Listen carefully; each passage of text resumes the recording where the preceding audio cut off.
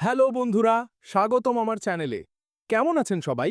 আজকে আমরা এমন একটা টপিক নিয়ে কথা বলবো যেটা আমাদের সবার জীবনে খুব গুরুত্বপূর্ণ। সেটা হলো সেভিং বা টাকা জমানো। আপনারা হয়তো ভাবছেন, আরে বাবা, ইনকামই তো কম, সেভিং করব কিভাবে? এই প্রশ্নটা কি আপনার মনেও আসছে? যদি আসে, তাহলে এই ভিডিওটা আপনার জন্যই।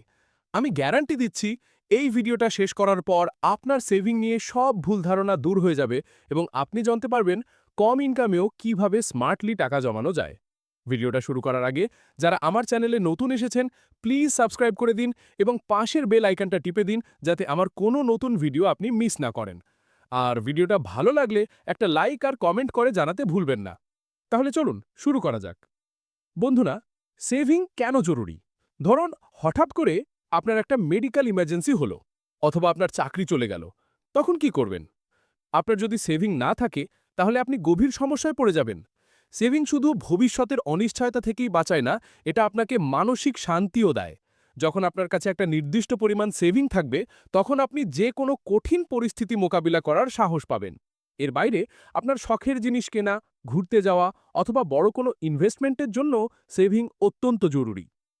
আমাদের মধ্যে একটা বড় ভুল ধারণা আছে যে যদি ইনকাম বেশি না হয় তাহলে সেভিং করা সম্ভব নয়।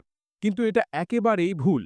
সেভিং ইনকামের পরিমাণের উপর ততটা নির্ভর করে না যতটা নির্ভর করে আপনার আর্থিক শৃঙ্খলা এবং পরিকল্পনার উপর। আমি আজ আপনাদের কিছু প্র্যাকটিক্যাল টিপস দেব যা কম ইনকামেও আপনাকে সেভিং শুরু করতে সাহায্য করবে।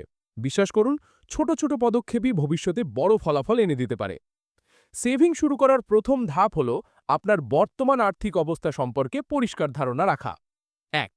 আপনার সব ইনকাম সোর্স খুঁজে বের করুন। আপনার মূল ইনকাম ছাড়াও অন্য কোনো উপায়ে টাকা আসে কিনা সেটা জেনে নিন। ২. আপনার সব খরচ ট্র্যাক করুন। ১ মাস ধরে আপনার সব খরচ লিখুন। ছোট থেকে ছোট খরচও বাদ দেবেন না। চা কফি থেকে শুরু করে যাতায়াত, খাওয়া দাওয়া, বিল, সবকিছু। আপনি হয়তো অবাক হবেন যে কত টাকা অপ্রয়োজনীয় খাতে খরচ হচ্ছে। ৩. একটি বাজেট তৈরি করুন। আপনার ইনকাম এবং খরচের একটা তালিকা তৈরি করার পর এবার একটি বাজেট তৈরি করুন। বাজেটের মূল উদ্দেশ্য হল আপনার ইনকাম থেকে কত টাকা আপনি কোন খাতে খরচ করবেন তার একটা নির্দিষ্ট সীমা তৈরি করা। বাজেট তৈরি করার একটা খুব জনপ্রিয় এবং কার্যকরী পদ্ধতি হল 50-30-20 রুল। 50% আপনার প্রয়োজন। আপনার ইনকামের 50% রাখুন অত্যাবশ্যকীয় খরচের জন্য, যেমন বাড়ি ভাড়া, খাবার, যাতায়াত, ইউটিলিটি বিল, স্বাস্থ্য বীমা ইত্যাদি। 30% আপনার চাওয়া। আপনার ইনকামের 30% রাখুন আপনার শখ বা পছন্দের জিনিসের জন্য, যেমন বাইরে খাওয়া, সিনেমা দেখা, নতুন পোশাক কেনা, শপিং, সাবস্ক্রিপশন সার্ভিস ইত্যাদি। 20% সেভিং এবং ঋণ পরিশোধ। আপনার ইনকামের অন্তত 20% সেভিং এবং যে কোনো ঋণ পরিশোধের জন্য বরাদ্দ করুন। এই 20%ই আপনার আর্থিক ভবিষ্যতের ভিত্তি তৈরি করবে। যদি আপনি এখন 20% সেভিং করতে না পারেন, চিন্তা নেই, 5% দিয়ে শুরু করুন, ধীরে ধীরে বাড়ান। বাজেট তো তৈরি করলেন, এবার খরচ কমানোর কিছু স্মার্ট টিপস জেনে নিন। ১.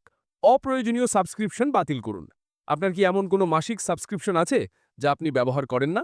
অবিলম্বে বাতিল করুন। ২. বাইরে খাওয়া কমান, বাড়িতে রান্না করে খান। ৩. গণপরিবহন ব্যবহার করুন। যদি সম্ভব হয় গণপরিবহন ব্যবহার করুন অথবা হেঁটে যান। ৪. ডিসকাউন্ট আর অফার খুঁজুন।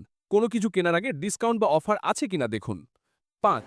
প্রয়োজন বুঝে কেনাকাটা করুন। কোনো কিছু কেনার আগে নিজেকে প্রশ্ন করুন যে এটা কি আমার সত্যিই প্রয়োজন? ইম্পালসিভলি কোনো কিছু কিনবেন না। সেভিং করার জন্য একটা স্পষ্ট লক্ষ্য থাকা খুব জরুরি। আপনি কেন সেভিং করছেন? ছোট লক্ষ্য, যেমন একটি নতুন মোবাইল ফোন কেনা, ঘুরতে যাওয়া অথবা জরুরি অবস্থার জন্য ৬ মাসের খরচ জমানো। মাঝারি লক্ষ্য, যেমন একটি বাড়ির ডাউন পেমেন্টের জন্য, সন্তানের পড়াশোনার জন্য। বড় লক্ষ্য, যেমন অবসর জীবনের জন্য ফান্ড তৈরি করা। আপনার লক্ষ্যগুলো স্মার্ট হতে হবে, নির্দিষ্ট, পরিমাপযোগ্য, অর্জনযোগ্য, প্রাসঙ্গিক, সময়সীমাযুক্ত। যেমন আমি ৬ মাসের মধ্যে ১০,০০০ টাকা ইমার্জেন্সি ফান্ডের জন্য জমাবো। এটা আপনাকে প্রেরণা দেবে। সেভিংকে সহজ করার জন্য আপনার সেভিং প্রক্রিয়াকে অটোমেট করুন। অটোমেটিক ট্রান্সফার সেট করুন। আপনার ব্যাংক অ্যাকাউন্ট থেকে প্রতি মাসের নির্দিষ্ট তারিখে একটি নির্দিষ্ট পরিমাণ টাকা সেভিং অ্যাকাউন্টে অটোমেটিক্যালি ট্রান্সফার হওয়ার ব্যবস্থা করুন। আলাদা সেভিং অ্যাকাউন্ট, আপনার সেভিংয়ের জন্য একটি আলাদা ব্যাংক অ্যাকাউন্ট খুলুন। এবার আসি ইনভেস্টমেন্টের কথায়। প্রাথমিক পর্যায়ে আপনি সেভিং অ্যাকাউন্ট, ফিক্সড ডিপোজিট অথবা রেকারিং ডিপোজিটের মতো নিরাপদ অপশনগুলোতে টাকা রাখতে পারেন। যখন আপনার সেভিং কিছুটা বাড়বে, তখন আপনি মিউচুয়াল ফান্ড বা সরকারি বন্ডের মতো অপশনগুলো বিবেচনা করতে পারেন। তবে ইনভেস্টমেন্টের আগে ভালোভাবে গবেষণা করুন অথবা একজন আর্থিক উপদেষ্টার পরামর্শ নিন। সেভিং শুধুমাত্র টাকা জমানো নয়, এটা আপনার মানসিকতারও ব্যাপার। ধৈর্য ধরুন, রাতারাতি আপনি বড়লোক হয়ে যাবেন না। সেভিং একটি দীর্ঘমেয়াদী প্রক্রিয়া। ধৈর্য ধরে লেগে থাকুন। নিজেকে পুরস্কৃত করুন। যখন আপনি আপনার সেভিং লক্ষ্য পূরণ করবেন, তখন নিজেকে ছোটখাটো পুরস্কার দিন। ভুল থেকে শিখুন। যদি কোনো মাসে আপনার বাজেট ঠিকঠাক কাজ না করে, হতাশ হবেন না। ভুল থেকে শিখুন এবং পরের মাসে আরও ভালোভাবে চেষ্টা করুন। পার্ট টাইম ইনকামের সুযোগ খুঁজুন। যদি আপনার ইনকাম সত্যিই খুব কম হয়, তাহলে পার্ট টাইম কাজ বা ফ্রিল্যান্সিং করে অতিরিক্ত ইনকামের সুযোগ খুঁজুন। এই অতিরিক্ত টাকাটা আপনি সরাসরি সেভিংয়ে রাখতে পারেন। তাহলে বন্ধুরা, আশা করি আপনারা বুঝতে পেরেছেন যে কম ইনকামেও সেভিং শুরু করাটা কতটা সহজ এবং সম্ভব। শুধু দরকার একটু পরিকল্পনা, শৃঙ্খলা আর ধৈর্য। আজ থেকেই আপনার সেভিং জার্নি শুরু করুন। ছোট ছোট পদক্ষেপ নিয়ে শুরু করুন। আর দেখবেন মাস শেষে আপনার ব্যাংক অ্যাকাউন্টে কিছু টাকা জমা হচ্ছে, যা আপনাকে আরও অনুপ্রাণিত করবে। আপনার যদি সেভিং নিয়ে আরও কোনো প্রশ্ন থাকে বা আপনি আপনার অভিজ্ঞতা শেয়ার করতে চান, তাহলে অবশ্যই কমেন্ট বক্সে জানান। আমি সব কমেন্টের উত্তর দেওয়ার চেষ্টা করব। আর হ্যাঁ, ভিডিওটা যদি আপনার একটুও ভালো লেগে থাকে, তাহলে একটা লাইক করে দিন, বন্ধুদের সাথে শেয়ার করুন, আর আমার চ্যানেলটা সাবস্ক্রাইব করতে একদম ভুলবেন না। আপনার সাপোর্ট আমাকে নতুন নতুন ভিডিও বানাতে অনুপ্রাণিত করবে। সবাই ভালো থাকবেন, সুস্থ থাকবেন আর টাকা জমানো চালিয়ে যাবেন। দেখা হবে পরের ভিডিওতে।